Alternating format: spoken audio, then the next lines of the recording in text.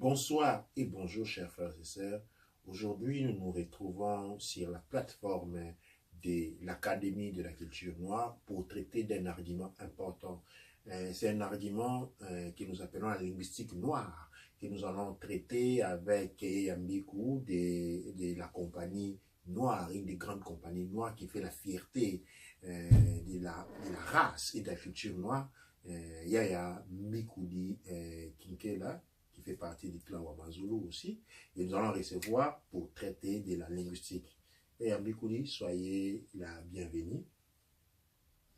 Bonsoir. Bonsoir, aujourd'hui on t'a mis, disons, on t'a mis Kamitz. Oui, Otep. Et aujourd'hui, je vous ai invité aujourd'hui sur le plateau de l'Académie de Bloc Noir pour parler de la linguistique parce que je sais que depuis quelques temps, vous vous êtes beaucoup intéressé à la question de la linguistique noire. Je vous laisse le temps de donner un peu une présentation de ce que vous entendez, ce que vous avez compris par cela. Ok, merci beaucoup.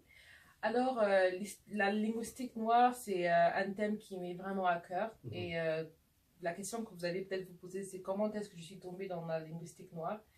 C'est en étant enfant, j'ai grandi dans un foyer où on privilégiait le français par rapport à d'autres langues. Alors, je parlais plus le français que d'autres langues. Donc, je manageais à peine à y parler. Je suis allée dans une école où, quand vous parlez une langue africaine, vous étiez châtié pour ça. Donc, vous avez eu une punition pour parler une langue africaine, le lingala ou le kikongo ou une autre. Donc, vous devez parler français à 100%. Et alors, il y avait une fois, je parlais avec... une fois, je suis allée acheter, parce que moi, j'aimais beaucoup les arachides. Alors, je suis allée acheter les arachides avec une maman dans un marché. Du quartier. Alors, elle me pose la question en lingala. Alors, je suis en train de lui parler avec un accent français, en train de me demander comment bien parler ma langue. Alors, elle se met à rire. Alors, elle se moque de moi et... Alors, elle se moque de moi et alors elle me dit, mais comment est-ce que vous vivez dans ce pays et vous ne parlez pas la langue du pays. La langue du pays. Alors, je suis rentrée à la maison, je suis allée raconter à mes tantes. Alors, je les ai expliqué, non pas à mes tantes, mais aux amis qui étaient à la maison. Donc, il y avait beaucoup de personnes. Alors, ils m'ont dit, mais qu'est-ce que tu as dit? Répète un peu la phrase. J'ai répété la phrase. Alors, eux aussi sont allés en éclat. Alors, moi, j'ai dit que non, mais écoutez, moi, je m'en fous. C'est votre faute, c'est pas ma faute. Parce que si je ne sais pas parler la langue proprement, c'est parce que personne ne me l'a appris. Alors, donc, qu'est-ce que j'ai fait? J'ai continué à apprendre la langue un peu avec force. Et je la parlais avec tous les accents, avec toutes les nuances qui n'étaient pas vraiment, mais je la parlais avec fierté. Jusqu'à ce qu'une fois, une personne m'a demandé comment est-ce qu'on prononce un mot dans la langue en lingala. Alors, je m'étais tellement étonnée, j'étais très contente et très heureuse d'avoir ça. Et alors, non seulement avec ça, j'étais tout en train d'écouter de la musique. Parce que moi, j'aime beaucoup la musique, je dirais, classique africaine, la musique traditionnelle, ce qu'on appelle traditionnelle. Alors, j'aimais beaucoup les musiques à parler. Roka Traoré. Traoré, il y avait Roka Traoré. Elle, au fait, elle est une des musiciennes que j'aime beaucoup. En fait, j'ai même un frisson en parlant d'elle. C'est parce qu'elle a fait un concert où elle est en train d'honorer d'autres musiciens africains en parlant leur langue. Alors, elle dit très bien qu'elle parle que le bambara comme langue africaine, mais elle aimerait avoir eu l'opportunité de parler beaucoup d'autres langues africaines. Alors, elle est comme une sœur, je dirais, une sœur de cœur pour moi. Parce que Donc, Roka Traoré, c'est notre sœur de la contrée du Mali. Pas du pays du Mali, mais du territoire malien.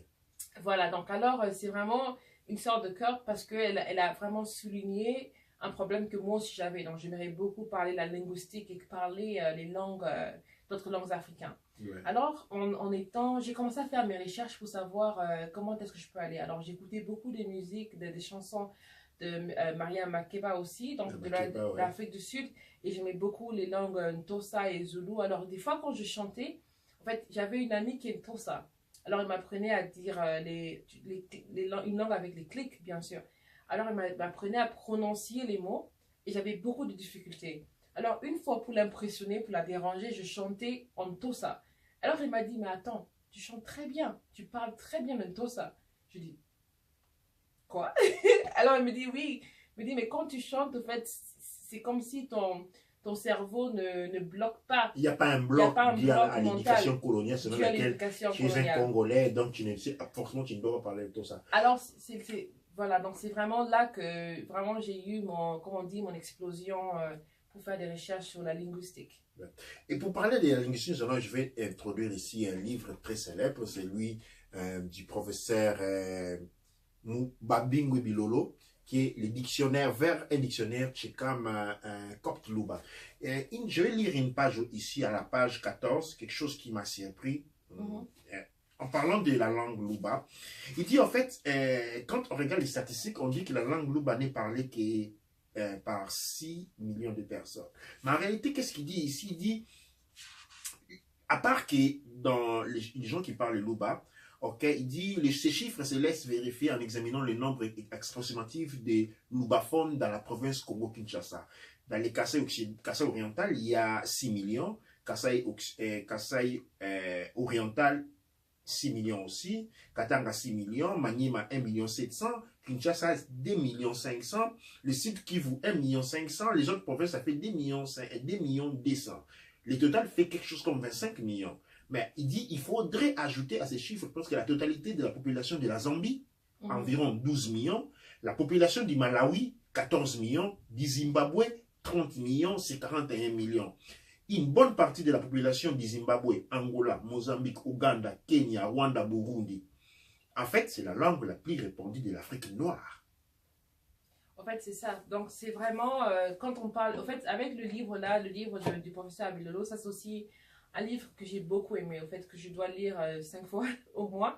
Parce que c'est un livre qui explique plusieurs choses. Donc, on a par exemple cette prononciation-là. On a le fait que le Tsholuba est parlé dans beaucoup de pays et beaucoup de personnes ne le savent même pas. Ils sont appelés différents noms. Et s'appeler différemment. Alors, qu'est-ce qu'il explique? Il explique aussi que d'abord, quand on parle du Tchikam, alors il parle vers un dictionnaire Tchikam, Copte et puis Luba. Yeah. La raison pour laquelle il dit que sur le continent Katiopa, quand on parle de l'Égypte, d'abord il parle de plusieurs choses. Donc il parle d'abord du point Bantu.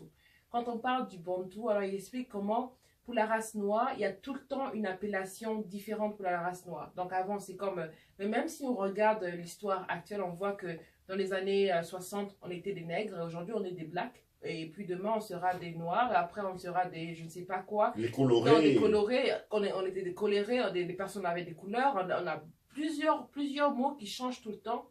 Alors, beaucoup de personnes disent que mais bon, ce sont des mots, ce sont des appellations, qu'est-ce que ça reste? Alors, le problème, c'est quoi? C'est du point de vue linguistique et historique. Donc, quand un peuple est appelé plusieurs choses pendant plusieurs temps et ça change tout le temps, ça veut dire que ses racines sont aussi déroutées. Donc, c'est une plante chaque fois qu'on déracine. Des racines et qu'on plante ailleurs. Donc, on les déracine et on en plante ailleurs. Donc, le continent Katiopa, pourquoi on en dit Katiopa? Parce que c'est une prononciation de Éthiopie. Alors, pendant toute l'histoire, l'historique, on parlait du peuple, on parlait de l'Éthiopie. On parlait de l'Éthiopie, on parlait du peuple de l'Éthiopie. Alors là, on savait très bien que l'Égypte, ce qu'on appelle le continent qu'on appelle Kemet ou Kush, comme vous voulez, était alimenté par l'Éthiopie. C'était donc là où il y a bien sûr, il y a la forêt, il y a tout, donc c'est ça qui alimentait l'Égypte. Donc l'Égypte était une colonie, une ville pilote de l'Éthiopie. Alors aujourd'hui, qu'est-ce qu'on a? Quand on regarde dans le map de l'Afrique, on voit que l'Éthiopie est un petit pays balayé vers le coin de l'Afrique. Donc c'est tout petit pays. Alors maintenant, quand on parle de l'Éthiopie historique, et quand les gens lisent les livres et ils entendent parler de l'Éthiopie, ou bien ils se demandent c'est où l'océan éthiopique, c'est l'océan Atlantique aujourd'hui. Donc on voit qu'il y a Atlantique, pourquoi? Sous l'Atlantique. L'Atlantique, c'est un phénomène qui est historique, qui est vrai, pas vrai ou quoi, c'est un mythe. Donc d'autres océans éthiopiens, l'océan Kathiopien, l'océan africain, si on peut dire ça aujourd'hui, a été renommé océan Atlantique. Pour une réalité qui n'a peut-être pas hésité. Signalons que le mot Atlantique vient de l'Atlantide. L'Atlantide, c'est une histoire, une épopée que les Égyptiens anciens racontaient aux enfants avant d'aller dormir. C'est en fait Socrate qui raconte un prêtre égyptien qui leur raconte une histoire. C'était une histoire qu'on racontait aux enfants pour les effrayer un peu. On parlait d'une terre lointaine qui a disparu sous les eaux. C'est l'Atlantide. Et en fait, ils ont dépensé des millions de dollars pour aller rechercher et trouver une terre qui n'a jamais existé, tout simplement parce que c'était une fantaisie populaire de l'Égypte antique pour endormir les enfants. Et aujourd'hui, on parle de l'océan Atlantique. Et ça n'existait pas l'océan Atlantique parce que c'était une histoire noire. La vraie océan, c'est l'océan Cassiopien. L'océan Cassiopien, l'océan africain. Donc alors, avec ça, qu'est-ce qu'on a? C'est qu'on a un peuple qui est dérouté. Alors maintenant, pourquoi on parle de la linguistique africaine? C'est parce que moi, quand j'ai grandi, en fait, quand j'étais à l'école, j'ai fait le latin et j'ai appris que c'était la roue, bien sûr, on parle que la mère de toutes les langues européennes. Donc, quand tu as une très bonne, comment on appelle, commande du latin, une personne qui parle français, romain, ou il y a des mots que tu comprends automatiquement. Tu comprends bien, ouais. Non, même si tu connais pas les langues, mais tu comprends le mot parce que c'est la mère. Et même tu peux comprendre aussi l'allemand parce que l'allemand est très lié. Très proche au latin. Même plus que beaucoup d'autres langues. Plus que les français, l'anglais, l'espagnol par exemple. Ouais. Donc alors moi j'ai étudié beaucoup de ces langues-là et que j'ai bien compris. Alors c'est que je me suis rendu compte en étudiant ce livre-là et beaucoup d'autres livres qui sont ici, c'est que on se rend compte que au fait la linguistique africaine est troublée. Pourquoi? Parce que les mots, les peuples sont appelés différemment. Donc, on a par exemple le Chiluba. Par exemple, quand on appelle le Chiluba, le Chi du Chiluba peut être écrit en français avec T-S-H-I. Par contre, ça pouvait aussi être écrit comme K-I, comme le Kikongo. Donc, ça peut être le Chiluba, par exemple. Ou le Ki du Kikong. Le Chikong, c'est les Kikongo, les Kikong. Voilà, donc on a vraiment des dérivations qui sont différentes. Mais aussi dans le livre, on explique comment, dans notre peuple, beaucoup de peuples ont choisi comment utiliser leurs mots. Parce qu'avec, quand on parle un langage c'est une... donc c'est qu'on parle vraiment dans ce livre ici, c'est qu'un langage, c'est comme une science, en fait. Un langage, c'est une manière de penser. C'est quand on vous demande de penser en dehors du box, donc essayer de réfléchir à l'extérieur, vous devez utiliser des paramètres d'autres langues. Donc c'est comme ça que quand une personne parle juste une seule langue, ils peuvent aussi avoir des raisonnements qui sont, comme on appelle, carrés. Donc des raisonnements qui sont limités à la sphère où ils parlent. Par contre, quand on parle plusieurs langues, on comprend. Les langages peuvent inclure le langage binaire, mathématique et beaucoup d'autres langues aussi. Mais quand on comprend ce genre de langage-là, alors on arrive à des individus qui, bien évidemment, comprennent beaucoup d'autres choses et peuvent avoir un développement supérieur. Absolument. Maintenant, sur le continent de Cassiopea, il y a une chose qui est très intéressante, une chose qui est très éblouissante et une technologie très forte, c'est que dans le langage, il y avait le langage qu'on utilise sur le continent de Cassiopea dérivé des sons qu'ils ont observés dans la nature, les sons qu'ils ont observés dans la nature, dans l'univers, et les sons qu'ils ont trouvés des sons de puissance. Donc, quand on prononce une parole, c'est pas tout le monde qui la prononce de la même manière. Parce que pour prononcer la parole d'une manière, il faut comprendre. C'est comme ça qu'on avait un langage, je ne dirais pas, on dirait un langage pour le plébéien et pour le peuple. On a un langage pour les prêtres, on a un langage pour ce qu'on peut appeler le Ntin ou le roi ou le pharaon. Donc on a des langages différents. Pourquoi? Parce que ce langage-là dit qu'il y a la prononciation qui diffère par rapport au niveau de la personne. Pas du niveau financier, non, mais c'est du niveau de compréhension que la personne a de ce qu'il dit. Alors, chaque peuple choisissait d'avoir, c'est pas seulement des accents qui se sont développés, mais les accents, ils ont développé des accents. Donc, ils ont pris leurs mains, ils ont développé des accents dans les langages et ça crée ce qu'on peut appeler le même langage, mais dit différemment. Alors, si on vient au Royaume-Uni, on a en Écosse un langage qui est similaire à l'anglais. Et on l'appelle l'anglais. On n'appelle pas l'écossais, on n'appelle pas ça en slang, on appelle ça Glaswegian. Parce qu'en fait, il y a des mots qui ne figurent pas dans le dictionnaire anglais. Mais ces mots sont acceptés dans le slang de Glasgow. Ouais. Donc, ce sont des mots qui sont dans le langage, je peux dire, écossais. C'est comme quand vous visitez d'autres parties, comme à Newcastle, l'anglais est complètement différent. Bien sûr. Quand vous allez à Londres, dans d'autres quartiers, l'anglais est complètement différent. C'est ainsi pour toutes les langues du monde. Même quand j'étais en Italie, l'Italie se parle différemment selon du territoire. Mais on l'appelle l'italien. Le problème, c'est qu'avec la linguistique noire, comme il a été créé un objectif de toujours et toujours déraciner le peuple noir. Voilà. Alors, on a donné des noms différents et on s'est arrangé, par exemple, du point de vue des dictionnaires, il n'existe pas un dictionnaire Luba-Congo. Parce que si on crée un dictionnaire Luba-Congo, c'est ce que j'ai remarqué en étudiant la linguistique noire, vous allez vous rendre compte tout de suite que les Luba et les Kikongo, c'est la même langue. Voilà. C'est la même langue avec les prononciations différentes. J'ai donné un exemple, par exemple, quand on dit dans les Tchouba pour dire une bouteille, on dit chilangu. Chilangu, c'est une bouteille. Ok? Au chilangu, vous avez moulangi en lingala. Ok? Et les chilangu, ok? Dans les kiyombe et dans les zoulous, l'oselangu. Et donc, dans les Zoulous, pour dire la bouteille, on dit kilangu. Avec une prononciation différente. Alors, quand on fait un dictionnaire Luba, Congo, ou un dictionnaire Congo-Zoulou, vous allez vous rendre compte que vous êtes le même peuple, vous parlez la même langue. En fait, il n'y a pas de langue bantou, il y a la langue cachopienne, ou je dirais la langue cachopienne, qui a différentes gradations et variations selon du territoire, comme il est le cas de l'anglais, du français, de l'italien. Cependant, vous trouvez les traductions des dictionnaires français Kikongo, français Chiluba, mais il n'y a pas un travail intérieur. Cela a été fait avec une volonté raciale de la suprématie blanche, disons, maintenir une division culturelle, linguistique importante. C'est ce qui fait que nous perdons. Bien sûr. Et le fait que l'Afrique perd, le fait que le monde noir perd à la face des autres mondes, des autres races, ce n'est pas un fait de faiblesse, c'est un fait de l'ignorance de ce que nous sommes.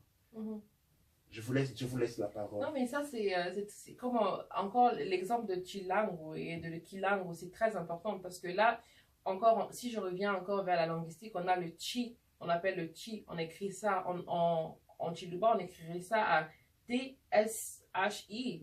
Par contre, quand on parle de Zulu, on va peut-être écrire ça avec un X ou avec un Q. Ouais.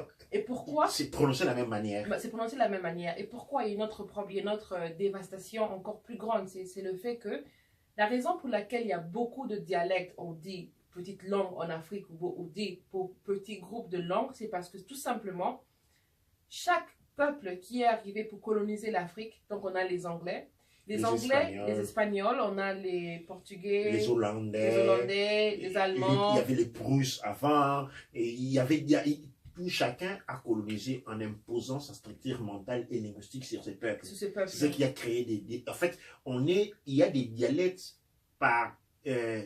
c'est une conséquence de la colonisation qui a créé. En fait, ce ne sont pas des dialectes, mais ce sont différentes, je dirais, créoles. Ce sont les différents créoles, mais ça va encore plus loin. C'est pas, en parlant de créole, juste en passant, c'est quand on regarde le français qui est parlé en Haïti, on appelle ça un créole. Par contre, le français qui est parlé au Canada, c'est un français. C'est un français. C'est pas un créole. C'est pas un créole. Par contre, si une personne qui parle français aura une difficulté premièrement pour écouter de la même manière en Haïti, comme là-bas, mais de toute manière, ça s'appelait différemment. On dit français canadien. Voilà. Mais quand il s'agit des Noirs, on dit non, ce n'est plus du français, c'est du créole. Voilà, donc c'est ça qui est très important. Mais en parlant encore des langues, en allant encore plus loin, vraiment ce qui est important à noter, c'est que quand les peuples sont arrivés, non seulement en imposant leur langue, mais ils ont aussi imposé la phonétique qu'on utilise pour écrire la langue. Donc et puis la phonétique qui est utilisée. Donc, par exemple, les peuples français utilisent le chi, par exemple, au lieu du ki. Par contre, les peuples anglais utilisent le ki. Alors, quand on parle chez les Hollandais, eux, ils utilisent le X et les autres utilisent le Q, par exemple. Alors, quand on parle chez les Espagnols, ils ont une autre prononciation, une autre manière de prononcer ou de phonétiser les paroles, les langages qu'ils ont trouvés en Angola ou dans d'autres pays. Alors, c'est là qui crée maintenant qu'on a une diversification étrange. Une fragmentation. Une fragmentation. Alors, on s'éloigne. Parce qu'au fait, la différence entre le Luba qui est parlé au Congo et le Luba qui est parlé en Angola, au Mozambique, par exemple, ça devient la différence entre... Par exemple, si on parle du Congo, on parlait d'une colonie, ex-colonie belge. Donc, on a la Belgique, on a le Portugal. Donc, on a, au fait, une différence qui est plus ou moins celle de la Belgique et le Portugais. Par contre, ce sont des langues qui sont similaires, mais en utilisant les alphabétiques ou les phonétiques de ces deux peuples différents. Donc, on crée des moments différents. On crée une différence. Alors, même si vous êtes voisins, et vous parlez la même langue, mais quand il faut écrire votre langue, alors vous écrivez deux langues différentes. Alors, pourquoi la linguistique africaine est très importante? C'est que, tout d'abord, alors j'aimerais aussi parler d'un travail d'un de nos aînés. Alors, celui-ci, c'est un livre de Ngugi wa Thiong'o. C'est un de nos aînés du Kenya. Alors, dans ce livre ici, il parle de Decolonizing the Mind. Donc, enlever la colonisation du mental. Et pourquoi? Donc, dans ce livre, il explique comment, pendant sa carrière, il a écrit plusieurs livres. Tout d'abord, en sa langue maternelle, dans sa langue africaine, en sa première langue. Je parle qu'on appelle ici, j'ai lu ce livre, on parle d'une langue qui est très important. Le Kikuyu. Le Kikuyu, ouais. Le Kikuyu. Il a écrit des livres en Kikuyu et après, il a été mis en prison pour avoir écrit des livres en Kikuyu. Il a été mis en prison par les gouvernements kenyans. C'est là pour justifier que le gouvernement kenyan, en fait, n'est qu'une cellule représentative du gouvernement colonial. C'est comme par exemple, même histoire avec Cheikh Anta Diop. Cheikh Anta Diop a été mis en prison par le gouvernement sénégalais. Pourquoi? Parce que les gouvernements sénégalais, en ce moment-là, ne représentent pas les intérêts nationaux, ne représentent pas les terrains noirs, mais c'est un cas de représentation des intérêts coloniaux et des répressions de toute capacité d'entendement, disons, des peuples autochtones. Voilà.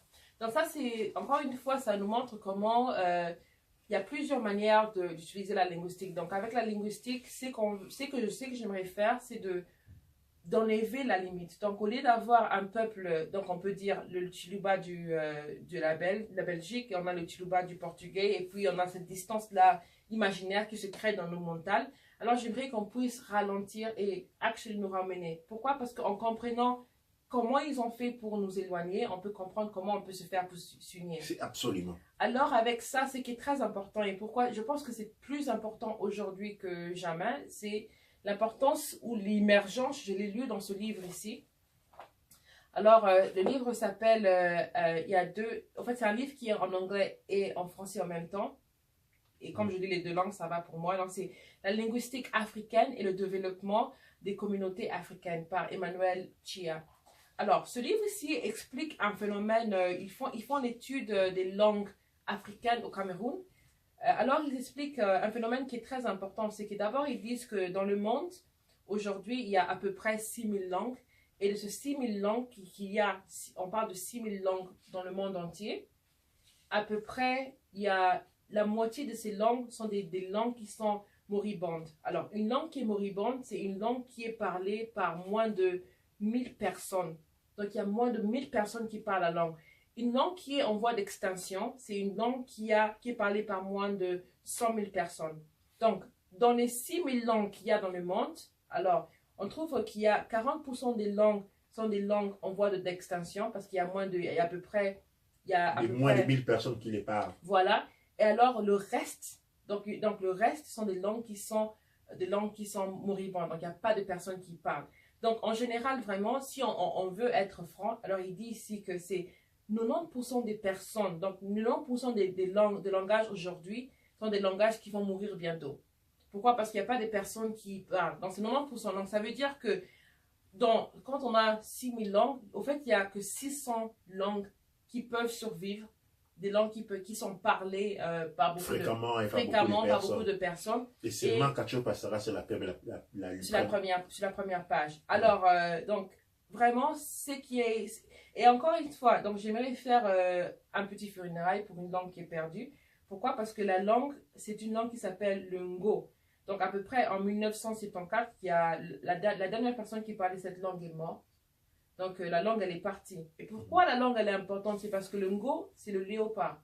Et le léopard, c'est un animal qui est très, très, très important pour le Kikongo, pour le Kikongo, donc le Ngo du Kikongo. Alors, on a une personne qui était au Cameroun, qui parlait la langue des Ngo, dompteur des léopards, et cette personne n'existe plus. Pourquoi? Parce que ces enfants, ou encore ou encore ses enfants, ses voisins, ses petits-enfants ont été éduqués par l'école francophone, ont été demandés de ne pas apprendre une langue. Alors ce livre explique aussi que beaucoup de gens disent que parler beaucoup de langues dans un pays, ça crée des problèmes. Au contraire, ça crée plusieurs solutions, ça crée plusieurs sciences et ça crée la cohabitation, une très bonne cohabitation. Et ça crée aussi un langage où les gens parlent très bien. Donc je donne l'exemple du Congo, par exemple à Kinshasa.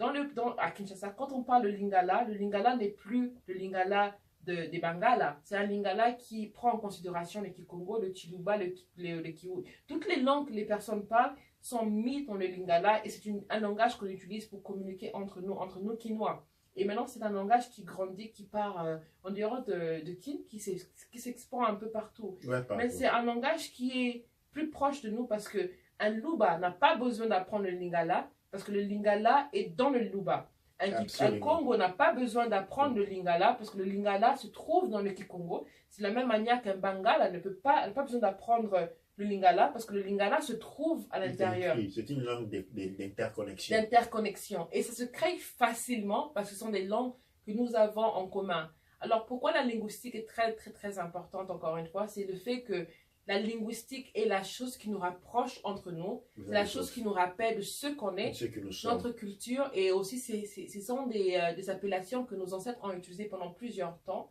Ce sont des choses que nous devons étudier et chaque personne doit comprendre sa linguistique et aussi comprendre que la manière dont sa langue a écrit dépend de la langue, du langage du colonisateur. Donc bien évidemment, si vous voulez créer un nouveau système d'écriture pour votre langue, faites-le. Absolument. Je tiens à signaler qu'Yaya Mbiko va tenir un cours de linguistique au sein de l'Académie de la culture noire.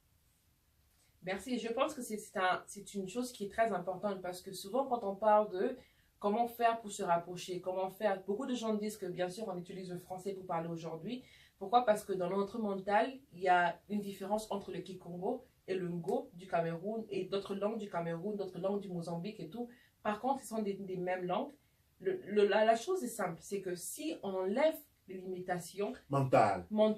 En fait, moi, j'ai connu l'expérience. J'ai été en Afrique du Sud, chez les Zoulous. Je suis resté pendant une année avec les Zoulous. Et je n'ai pas appris les Zoulous, dans le sens que je n'étais pas là. En fait, j'ai réalisé après un moment donné que quand ils parlaient, quand je me rappelais des Kiyombe, je comprenais les Zoulous.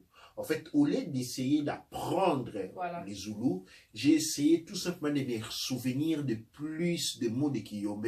Plus je me souvenais des Kiyombe, plus je communiquais en Zoulou. Très facilement. En fait, je n'ai pas parlé les Zoulous. Je communique en langue Zoulou en parlant les Kiyombe parce que, en fait, la différence, il n'y a pas de différence. Il y a seulement des différences des tonalités. La même chose, on peut parler, si les Kikongo et les Zoulous, c'est une même langue, c'est la même cas avec les Luba. Les Luba, les Kikongo, ce sont les mêmes langues pour lesquelles les limites sont au niveau du mental. Donc, quand on rentre, quand on lit les mots, quand on s'intéresse à la linguistique, aux langues africaines, on se rend compte qu'il n'y a pas de différence du tout. Les différences qu'il y a dans les langues africaines sont les différences qui ont été apportées par la différenciation coloniale. Le fait que les uns ont été colonisés par les Portugais, les autres par les Espagnols, les autres, et puis dans l'Espagne, il y a dans l'Espagne même, chaque angle de l'Espagne a différents, disons, accentuations. Alors même si on a été colonisé par l'Espagne ou par les Belges, les Belges connaissons les Wallons, les Flamands. C'est-à-dire ceux qui ont eu les Flamands vont avoir des accents flamands. Et ceux qui ont les accents Wallons, même dans l'Angleterre, nous avons les mêmes problèmes. Chaque commune a été affectée par ces problèmes. C'est ce qui fait qu'aujourd'hui, on a des dialectes. Les dialectes qu'on a en Afrique sont des résultats du fait qu'on a été colonisé et forcé à parler un créole qui incluait l'accent, la langue en première lieu, l'accent de cette langue, et à la fin, ça créait un grand désordre. Voilà. Et donc, je pense que c'est vraiment une très bonne conclusion aussi. Et j'aimerais vraiment poser l'appel et demander sincèrement, si vous avez vos grands-parents ou vos parents et vous ne parlez pas votre langue, ne vous inquiétez pas, vous n'avez pas besoin de dire, je dirais, vous n'avez pas besoin d'être super à l'intérieur ou d'avoir le meilleur accent possible. Mais il est absolument important. Il est ultra important pour vous que vous puissiez comprendre ce langage et le passer à vos enfants. Parce que c'est à vous de passer vos langues à vos enfants. Parce que si vous ne le faites pas, nos langues vont aller en voie d'extinction. Mhm. Et le problème, c'est que quand on parle des langues, encore une fois, nous avons besoin de faire la décortication et décortiquer chaque langue et d'étudier, de faire l'analyse de chaque mot pour comprendre ce qu'il y a qui nous rejoint. En fait, quand vous avez dit, quand une langue meurt, c'est un peuple qui... Quand une langue meurt, c'est une mémoire qui meurt. Et Bien quand sûr. une mémoire qui meurt, c'est un peuple qui meurt. C'est tout un peuple qui meurt. C'est un tout peuple. C'est-à-dire aujourd'hui, les Ngos n'existent plus sur la face de la terre. Et c'est vrai que maintenant, aujourd'hui, on dirait que non, au fait, il y a eu les mouvements de... Non, mais en fait, c'est l'Afrique qui continue, au fait, à pleurer. C'est l'Afrique qui continue À mourir. à mourir. Parce qu'on a eu la déportation des personnes, on a eu, je sais qu'on appelle un génocide humain. Partout dans l'Afrique, on a eu un génocide où on a tué... Qu'on a essayé de masquer avec Avec- les commerces Exactement. transatlantiques.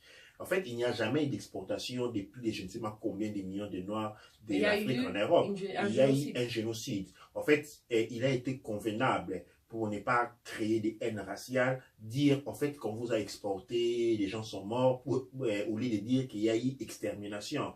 Et il y a eu massacre. Mhm. Et selon moi, je pense que beaucoup de personnes demandent d'avoir une rétribution ou qu'on puisse leur payer. Les réparations, les fameuses réparations. Les réparations et les rétributions. Et moi, je pense que la meilleure rétribution que nous puissions avoir, c'est de reconnaître notre culture. De nous tourner vers c'est de notre nous culture. retourner. C'est tout. On n'a pas besoin d'être payé parce que ces gens qui doivent nous payer, ces gens qui doivent nous payer des réparations, n'ont pas cet argent. Cet argent qu'ils utilisent pour nous payer vient de chez nous. Exactement. On est un peuple, on est une race qui ne peut pas être payée parce que nous possédons toute la richesse du monde. Tous, si nous demandons aux autres de nous faire des réparations, ils doivent en premier venir nous piller, prendre cet argent, créer des intérêts d'ici, et puis nous payer. Ils ne peuvent pas nous payer. Nous ne pouvons pas avoir des réparations, nous pouvons seulement que nous tourner vers notre grandeur. La richesse noire a été pillée pendant plus de 6000 ans. Il y en a encore aujourd'hui plus de 90%. Justement. Et donc, avant de terminer, j'aimerais aussi présenter le livre de Théophile Obenga, c'est un de nos anciens. Alors, qu'est-ce qu'il écrit ici? C'est l'origine commune de l'égyptien ancien, du copte et des langues négro-africaines modernes. Alors, ça, c'est aussi très important parce que là, on donne le lien entre les langues égyptiennes avec les langues égypto-modernes. Alors, ce livre, bien sûr, a aidé notre Mpangui Bilolo à aussi créer un livre qui parle avec le Chiluba. Alors, c'est comme ça que la linguistique est importante. C'est important d'abord d'étudier l'égyptien, de comprendre ce thème. Et quand on comprend le Chiluba, quand on comprend nos langues à nous, c'est là qu'on peut mieux comprendre ce que nos aïeux ont fait. En étudiant nos langues et en comprenant pourquoi un mot il vient, ou comment est-ce qu'un mot est créé, pourquoi l'intonation est utilisée. C'est là qu'on peut maintenant reconstruire ce qu'on était. Parce que si un travail a été fait pour nous déstabiliser, nous enlever nos racines, parce que la langue, ça fait partie d'une des racines. C'est comme ça qu'on appelle la langue mère. Parce que la langue maternelle, c'est une langue qui est une racine pour l'individu. Exactement. Et donc, si on a été déraciné, c'est à nous de retrouver nos origines. C'est l'argent, c'est le fils qui va vers sa mère. C'est comme ça qu'on parle des langues mères. En fait, chers frères, je vous signale ici, nous devons apprendre, par exemple, ce qui est le territoire du Kachopa central, les Chiluba, les Chikongo, c'est une même langue. Nous voyons les peuples kassaïens. L'Israël est une langue. Okay? Les langues bantoues sont des langues, les bantous n'existaient pas. Nous sommes des Noirs, nous sommes des Éthiopiens, des Kachopiens. Alors nous devons apprendre à mettre de côté nos différences, à éloigner, à écarter les distances entre nous. Les peuples Congo, le peuple Luba sont un même peuple et nous parlons une même langue avec qui a des prononciations différentes. C'est là que je vous ai raconté de mon histoire avec mon expérience avec les peuples Zoulou. Vous imaginez les cas, mais nous parlons la même langue. Nous devons apprendre à penser à l'unité.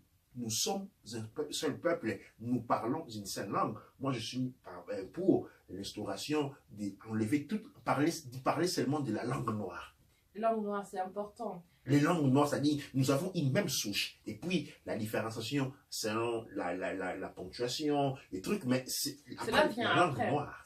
Cela vient après. Et il y a une autre chose qui est très importante. Donc, quand on parle qu'il n'y a pas un peuple, c'est que l'erreur qui vient avec la linguistique, c'est que quand un peuple est, comme on dit, celui qui parle du Ngo, Alors, ce qu'on fait, c'est qu'on crée une petite région. On dit ça, c'est la région d'Ingo. Bingo. Ça, c'est la région d'Ingo. Alors, il y a ça, c'est la région de ça, c'est la région de ça. Alors, il y a un très bon exemple, c'est par exemple mon père. Mon père, il parle très bien le Kikongo, il parle le Chilu, il parle un peu de Chiluba, mais il parle très bien le Kimbala, il parle le Kikwesi aussi. Alors, quand il a ces langues-là, surtout le Kikwesi et le Kimbala sont ses langues maternelles. Donc, il avait ces deux langues-là dans le territoire où il est né. Alors, le problème, c'est que quand on me demande, alors tu es Kimbala ou bien tu es Kikwesi, je dis non, je ne suis pas, non seulement que je ne suis pas les deux, mais ça fait partie de moi. Donc, on peut pas me demander si je suis main ou pied. Non, je ne suis pas main ou pied, je suis un corps. On est noir, on est ce qu'on est. C'est ça qui est important. Donc, c'est ça qui fait que la linguistique a aussi été utilisée comme une arme contre nous. Parce qu'on avait une diversification, une diversité énorme de langues, bien sûr, parce que ce sont des langues qui ont été créées pour montrer un mode de pensée, un mode de faire. Et après, une très grande histoire, quand on parle de 350 000 ans d'histoire, d'évolution historique. On aurait dû avoir 350 000 langues dans le monde entier. En fait, une chose très importante, quand vous parlez, par exemple, des toutes les différences des langues africaines, ce sont différentes manières de penser et différentes manière de faire les mathématiques, différentes techniques d'approche à la médecine, différentes. En fait, c'est une grande richesse. Mais cette richesse culturelle qui s'exprime d'une certaine manière, elle part d'unité, l'unité culturelle. À la base, elle est unique. Elle est un. Les différences sont caractérielles, elles sont extérieures. Mais en réalité, il n'y a pas de différence. C'est comme quand vous prenez une surface d'eau, ok, et vous glacez. Et puis vous cassez sur la glace tombe, vous avez des fragments de glace. Il y a les gros fragments, petits fragments. On voit différents, on peut mesurer les volumes de ces glaces, mais ce n'est que de l'eau. À la fin, à la base, il n'y a que de l'eau, il n'y a pas de division. La division, elle est artificielle. C'est comme ça. De les divisions au sein de la langue noire, les différences au sein de la culture noire sont artificieuses. Elles ne sont pas substantielles. En substance, elles denotent du même origine. Et donc voilà, donc c'est vraiment très important. Donc c'est comme ça que pour la linguistique, pour moi, la linguistique, ça fait partie de nous. Ça fait partie de nous et c'est comme ça que ça, en fait, ça explique pourquoi, en grandissant, j'avais une oreille qui écoutait des musiques, j'écoutais la musique, je comprenais les mots. Pourquoi? Parce qu'on a une diversification, une diversité très grande de linguistique et donc ça m'aidait à comprendre toutes les langues de tous les pays. Et plus tard, ça m'a aussi aidé à mieux comprendre comment on peut même dire bonjour, comment on peut se débrouiller dans une langue ou une autre, mais aussi en restant nous-mêmes, automatiquement, on est plus proche. Donc, dire que oui, avoir plusieurs langues dans un pays, c'est une richesse énorme. Alors, dire qu'il faut avoir un langage qui vient de l'Europe pour nous unifier, et ça, c'est comme s'il y a... En fait, il faut comprendre une chose, c'est qu'avec les langues, il y a des personnes qui ont fait un travail. Donc, il y a les Européens, quand ils ont fait la colonisation, ils ont fait un travail sanguinaire, bien sûr, un travail où beaucoup d'entre nous ont payé avec leur sang, payé avec leur, ils ont payé avec des cœurs cassés, je ne sais pas, ils ont payé, on a vraiment payé, le continent continue à payer jusqu'à aujourd'hui.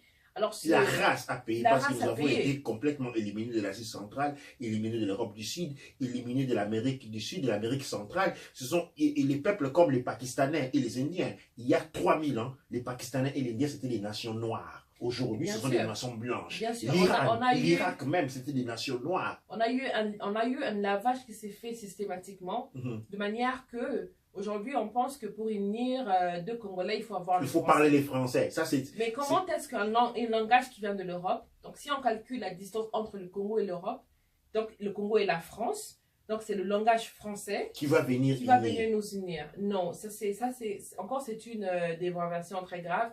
Et c'est ça qu'on doit comprendre. On doit savoir comment faire pour éduquer nos enfants suffisamment dans nos langues pour qu'ils puissent avoir un œil, pour qu'ils puissent savoir comment bien écouter les autres langues et comment savoir comment comprendre le message. Et il n'y a pas seulement le langage parlé, mais il y a aussi le langage émotif, il y a le langage gesticulaire aussi. Donc tout ça est très important parce que là, moi, quand je m'exprime, je dois utiliser mes mains parce que je partage un langage qui vient de moi, qui ne vient pas que juste de mon cerveau, mais ça vient de mon entièreté, de ce que je suis. Donc je me communique. Donc il y a la linguistique corporelle aussi. La linguistique corporelle et la linguistique mentale. Et bien sûr, on peut oublier la linguistique mentale, mais on n'oublie pas la linguistique corporelle. Pourquoi? Parce que ce sont des informations que nos ancêtres ont fait pendant très longtemps, qui devient, ça fait partie de notre bande de gènes. Alors maintenant, pour qu'on puisse mieux comprendre notre gène, on doit ouvrir, donc on doit décoder ça en utilisant nos langages. Donc quand on perd nos langages, on est perdu. En fait, je dis il y a un grand risque, il y a un grand danger de la disparition même de la culture du peuple noir. Cela se manifeste, cela s'est déjà manifesté par la disparition, par la perte des valeurs culturelles dont la linguistique est une des importantes. Donc aujourd'hui, c'est le monde noir qui appelle le sauvetage, c'est la culture noire qui appelle, qui crie au secours, qui lance un SOS, et tout noir est appelé à y répondre. Tout noir doit être disponible à sauver le monde noir. Chacun de nous peut le faire, seulement en réintégrant, en donnant une place de plus à sa langue, en essayant d'éduquer les enfants, de parler les enfants en nos langues maternelles, en essayant de faire un petit effort de parler plus nos langues, de parler avec nos ancêtres, nos parents, qui ne sont pas des sorciers comme les Blancs nous l'a dit. La seule raison pour laquelle les Blancs nous a, disons, il a démonisé les mondes des anciens, c'est seulement pour couper les liens, pour qu'il n'y ait pas passage des informations et pour que nous devenions son esclave comme nous sommes devenus aujourd'hui. Il n'est jamais trop tard. Aujourd'hui, il est question, nous devons revaloriser nos langues et effacer les limites territoriales qu'il y a entre nous sur la terre de nos ancêtres, Cachopa. La seule frontière que Cachopa a est l'océan Cachopien. Il n'y a pas d'autre frontière. Nous devons mettre les frontières à l'extérieur et effacer les frontières à l'intérieur. Chose que nous ne faisons pas parce qu'aujourd'hui, pour nous, nous ne voyons que des frontières sur la terre de nos ancêtres. Là où il y a des frontières, nous ne voyons pas des frontières. Nous sommes tous prêts à nous jeter dans l'océan, à prendre des avions, à risquer notre vie, à mourir pour des frontières qui sont visibles, que nous ne pouvons pas franchir. Mais là où il y a des frontières, il n'y a pas de frontières. C'est là que nous voyons les frontières. C'est ainsi que je dis, ah, moi je suis Mukongo, moi je suis Zoulou, moi je suis Bambara. Ce n'est pas vrai. On vous a menti.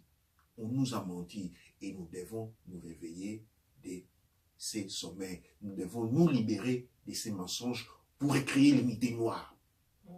Ça a été aujourd'hui une émission de l'Académie de la culture noire. Nous avons eu comme notre invité notre Yaya Mbeku Kinkela, Makamou Kinkela, de la dynastie de Wamazulu aussi, et qui va s'occuper de l'enseignement de l'encadrement linguistique au sein de l'Académie. Nous vous invitons nombreux à nous rejoindre au sein de l'Académie pour ensemble revivifier l'homme noir, redynamiser la culture noire et redevenir les géants que nous avons toujours été, mais seulement assoupis. Je vous remercie et à la prochaine.